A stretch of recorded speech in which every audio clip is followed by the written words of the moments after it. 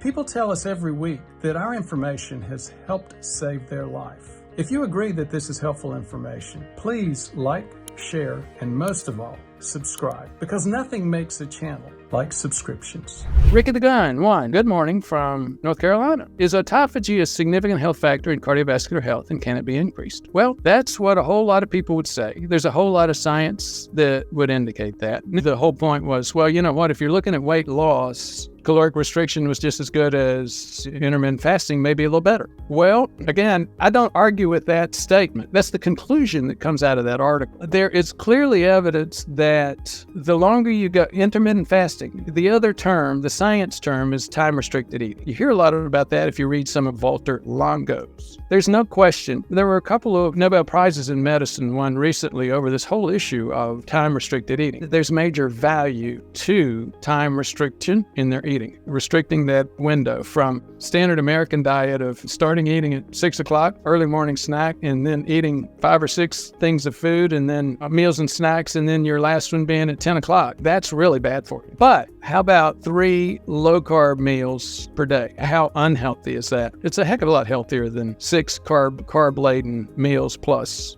snacks. There's no question about that, and that just has to do with the sheer amount of time that your insulin components are having to work. So let me go back, though, to my perspective on Ricky the Gun really is this. Once people get beyond these perceptions that caloric restriction is really very different from intermittent fasting. And here's why I say that. The bottom line is, if you're doing enough caloric restriction to where your body's in a losing weight, if you're burning fat, by definition, you're not getting enough food in your diet for the energy that you're burning. Well, if that's the case, how can you be in a constant state of getting enough food in your diet without having significant autophagy? Do you see what I'm saying? The point I'm trying to make is, if you're losing weight, you got to be in autophagy. Whether you're doing time-restricted eating, whether you're eating once a day, a 3-hour window, or an 18-hour window.